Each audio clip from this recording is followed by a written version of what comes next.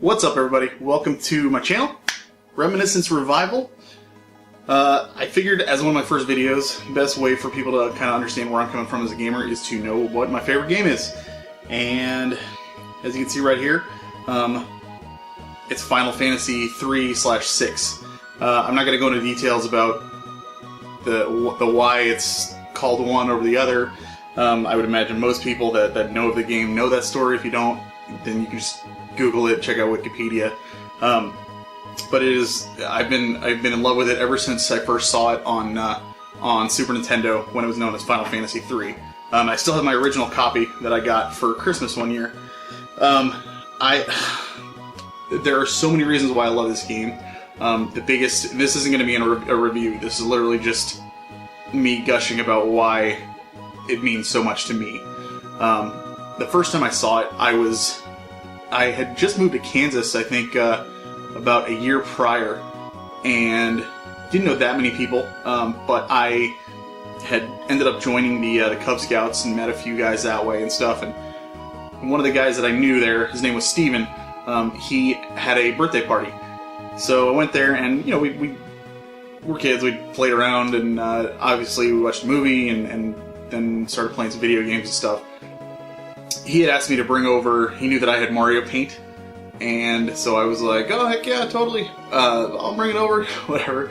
So I brought that over, and before any of that, he was playing a game that I saw on the TV with another friend of his, and they weren't really, it didn't seem like they were doing anything. It looked like they were just walking in this area, and there was a lot of like words on the screen and a lot of reading to do, and I was like, for some reason I didn't think that was boring. Like I've always loved to read, but seeing that in a video game, I was kind of like normally when I was that age, prior to that, you know, I loved the NES and stuff, so I grew up with, you know, Contra, Tetris, Mario.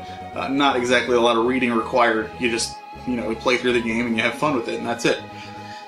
But this, I don't know, I was like, I started talking to him about it, I'm like, what do you even do in this? And he's like, well, you know, it's not running and gunning or trying to get over obstacles necessarily, it's more about the story.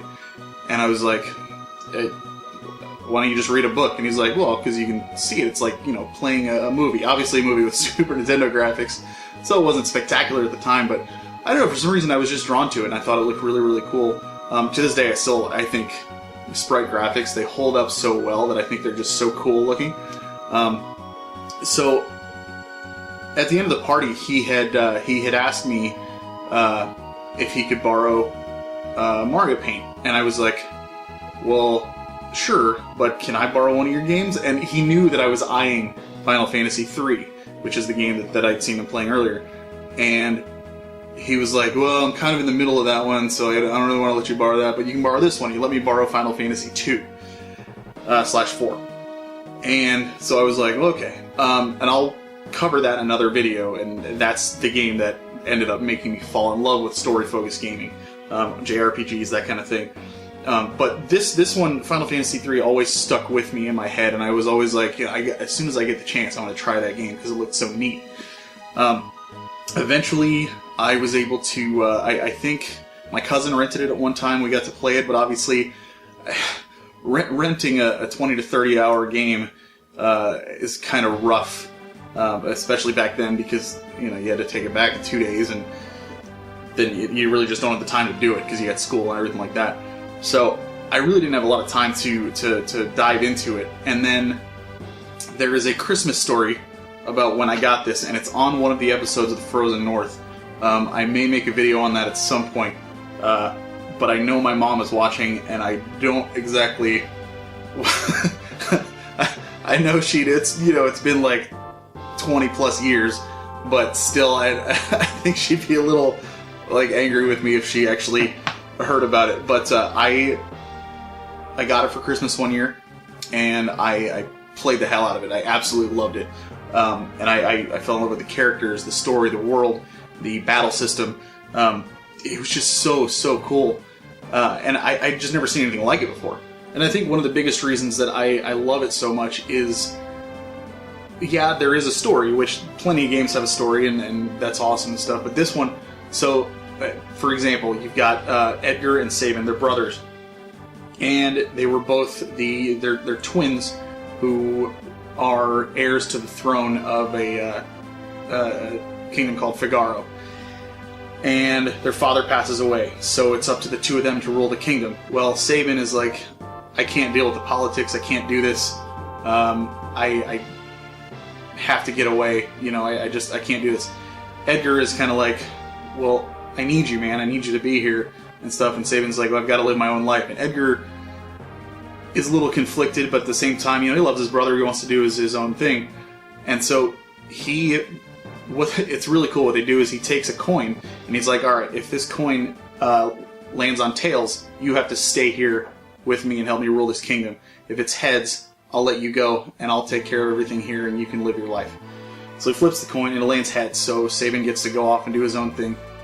And you find out later in the game that it was actually a two-headed coin, which I thought was kind of neat. And, you know, that there is, in my opinion, enough for one game. You know, you can do so much just with that as a starting point for a game. This game has 14 playable characters that are all in there. Not all of them have a super deep and involved storyline. A lot of them do, though. And I think that dynamic of having so many storylines kind of converging into this one overall story is just such a great dynamic to have in a game.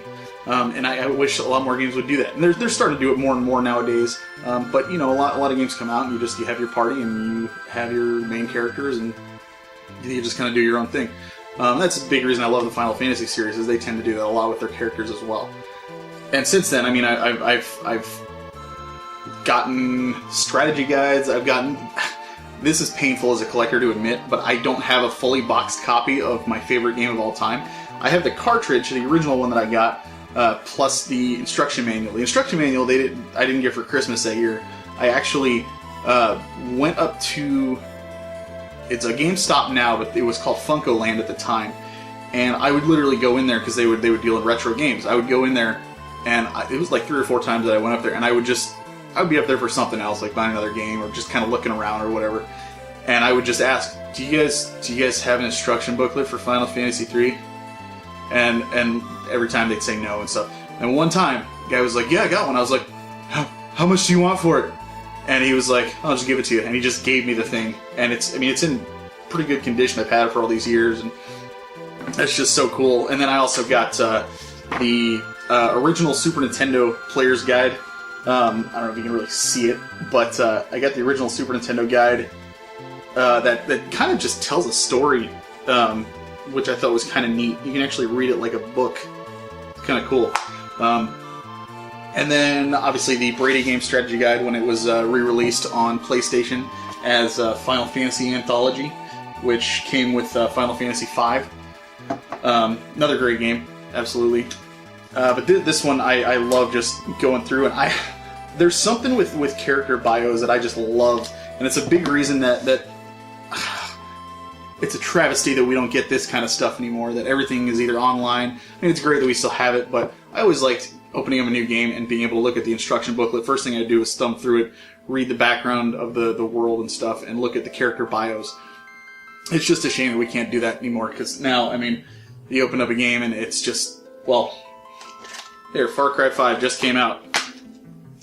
There's a advertisement for a season pass and some downloadable, cosmetic stuff, and that's it. Which is fine, but you know, I'm a lore junkie, so I like the stuff that I can actually, connect me a little bit more to the world. And this is just this one here I forgot to mention. I haven't even played this yet, but I saw this. I want to say on Etsy or something, and I just thought it sounded kind of neat. It's actually a fan remake of the game, where they just added like new characters and new music, new sprites, and kind of just messed with the game a little bit and changed it up. And I thought that'd be kind of cool to just run through at some point and have fun with. Plus, it came in a really nice box and stuff. And it's another thing I miss is old school, really nice artwork. So, one day I hope to get to that. But, I can't say enough good things about this game. If you haven't tried it, I know a lot of people that got into the series got into it with 7, Which, don't get me wrong, and I plan on doing a video on that because that is a whole nother thing in itself. I absolutely adore that game as well. The series is my favorite of all time. But this is the one that will always... it's going to be tough to dethrone if it ever is. I absolutely adore it. And if you haven't played it, definitely give it a shot. So that is my favorite game, Final Fantasy 3/6. So with that, I think I'm going to call it. And yeah, definitely check out the game. And I'll see you next time. Keep on gaming.